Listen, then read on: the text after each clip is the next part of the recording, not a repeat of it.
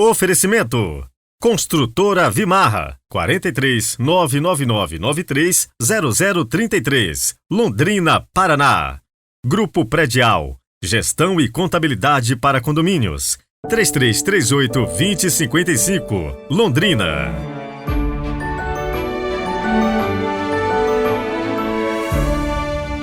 Olá, bom dia! Podcast chegando com a palavra de Deus para conduzir os nossos caminhos e para que a gente não se perca aí nos turbilhões desta vida agitada. Hoje quero mandar aquele super abraço para o Enildo Batista de Lima, que nos escuta de Guarulhos, São Paulo. Também Rodrigo Bloomberg, que fez aniversário no início do mês, né, Rodrigo? Lá próximo da Transfiguração, no dia da Transfiguração, 6 de agosto. Parabéns atrasado, viu? Mas rezei por você. Nosso super abraço também para Juan Carlos Carvalho, de Inhumas, Goiás.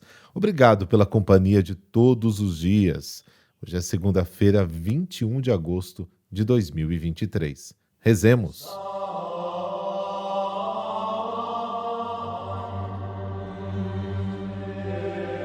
Pelo sinal da Santa Cruz, livrai-nos Deus, nosso Senhor, dos nossos inimigos.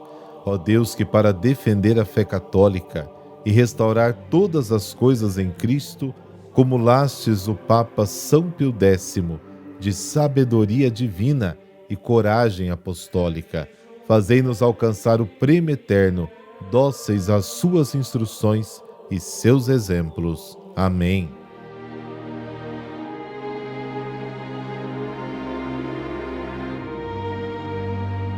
Mateus capítulo 19, versículos de 16 a 22. O Senhor esteja convosco, Ele está no meio de nós. Proclamação do Evangelho de Jesus Cristo segundo Mateus. Glória a vós, Senhor. Naquele tempo alguém aproximou-se de Jesus e disse: Mestre, o que devo fazer de bom para possuir a vida eterna? Jesus respondeu: Por que tu me perguntas sobre o que é bom? Um só é o bom. Se tu queres entrar na vida, observa os mandamentos. O homem perguntou: Quais mandamentos?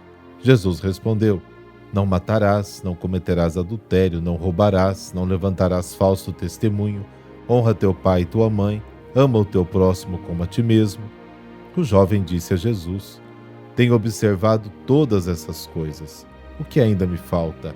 Jesus respondeu: Se tu queres ser perfeito, vai, vende tudo o que tens, dá o dinheiro aos pobres e terás um tesouro no céu. Depois vem e segue-me. Quando ouviu isso, o jovem foi embora cheio de tristeza, porque era muito rico. Palavra da salvação. Glória a vós, Senhor.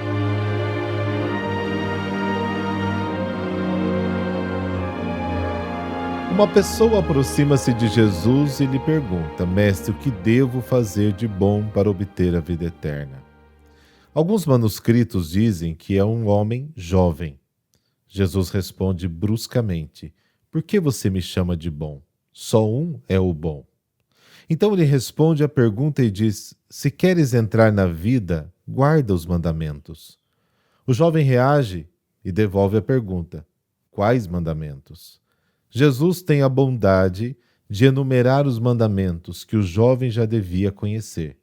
Não mates, não cometas adultério, não roubes, não des falso testemunho, honra teu pai e tua mãe, ama teu próximo como a ti mesmo. A resposta de Jesus é muito significativa. O jovem perguntou o que fazer para obter a vida eterna. Ele queria viver ao lado de Deus. Mas reparem que Jesus só diz para ele os mandamentos que se referem à vida ao lado dos outros seres humanos. Ele não menciona os 3 primeiros mandamentos que definem o relacionamento com Deus. Segundo Jesus, só nos sentiremos bem com Deus se soubermos nos sentir bem com os outros. Não adianta enganar a si mesmo. A porta para chegar a Deus é o próximo. Em Marcos, a pergunta do jovem é diferente. Bom mestre, o que devo fazer para herdar a vida eterna? Jesus responde: Por que me chama de bom? Só Deus é bom e mais ninguém. Marcos capítulo 10. Jesus desvia a atenção de si mesmo para Deus, porque o que importa é fazer a vontade de Deus, revelando o plano do Pai. O jovem responde: sempre observei todas essas coisas. O que ainda me falta? O que se segue é um tanto quanto estranho. O jovem queria conhecer o caminho que leva à vida eterna.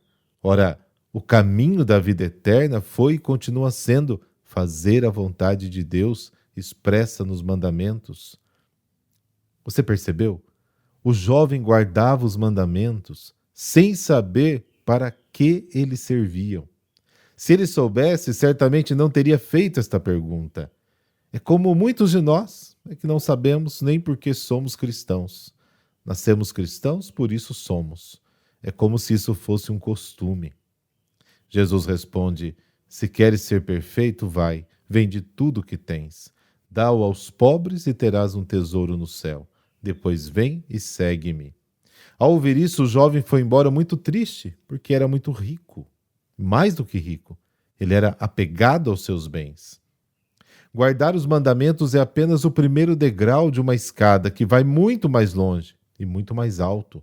Jesus pede mais. A observância dos mandamentos prepara a pessoa para poder chegar ao dom total de si ao próximo. Marcos diz que Jesus olha para o jovem com amor. Jesus pede muito, mas pede com muito amor. O jovem não aceita a proposta de Jesus e simplesmente vai embora porque era muito rico.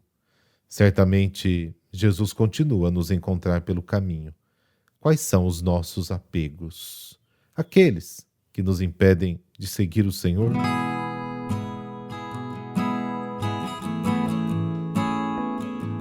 São Pio X, o Papa camponês.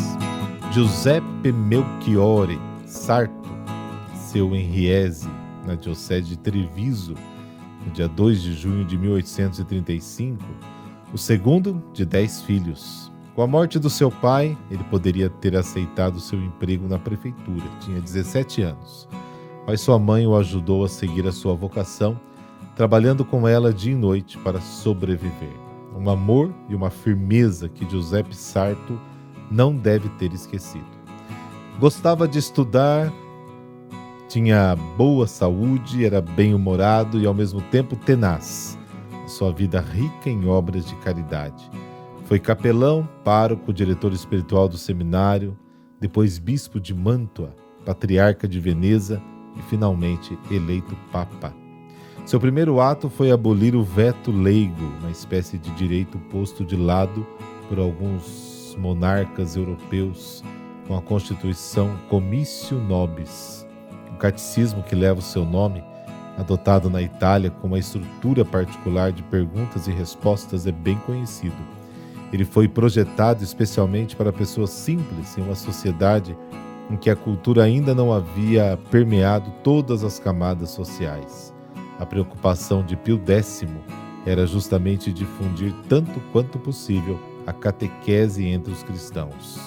Entre as características mais conhecidas do seu pontificado, a oposição ao modernismo e às leis anticristãs na França, o início da reforma do direito canônico, a reforma da Cúria Romana, o avanço da idade da primeira comunhão, em torno dos 7 anos, e novamente na Itália, o relaxamento das restrições do Non Expedit de Pio IX, que é a proibição para os católicos italianos de participar da vida pública. Ele também favoreceu a renovação da liturgia, o movimento bíblico, deu a primazia ao canto gregoriano, no centro, a participação da Eucaristia. Isso é para dar apenas algumas pinceladas dada da riqueza de intervenções do seu pontificado. Um papado, portanto, certamente muito ativo, variado, tanto que o seu grande amigo, secretário de Estado durante seu pontificado, o cardeal Rafael Neri del Val, não surpreendentemente sublinhou que este enorme trabalho se deu principalmente à sua iniciativa pessoal, também destacando sua bondade que ninguém poderia questionar. No centro da sua vida e do seu magistério, a preocupação pastoral numa sociedade onde a crise da fé se fazia sentir cada vez mais forte. Uma intenção selada pelo lema escolhido para o seu pontificado, instaure omnia em Cristo, retirado da carta aos Efésios, restaurar tudo em Cristo. Queria viver pobre, nasceu pobre, viveu pobre e certo de morrer muito pobre, deixou escrito em seu testamento. Foi o primeiro papa da história contemporânea a vir da classe camponesa e sua formação foi exclusivamente pastoral. Não tinha compromisso com a cúria nem com as atividades diplomáticas da Santa Sé. No dia 29 de maio de 1954, Pio XII o canonizou. Ó bom pastor, representante de Cristo, continuai a interceder pela Igreja que tanto necessita do vosso cuidado. Cuidai dos sacerdotes e bispos, assim como do Papa, para que tenham em seu coração essa alma de Pai, a exemplo do Pai Celeste. Amém. Por intercessão de Pio X, dessa bênção de Deus Todo-Poderoso, Pai, Filho e Espírito Santo. Amém. Boa semana para você, muita luz para os seus dias e nos falamos amanhã.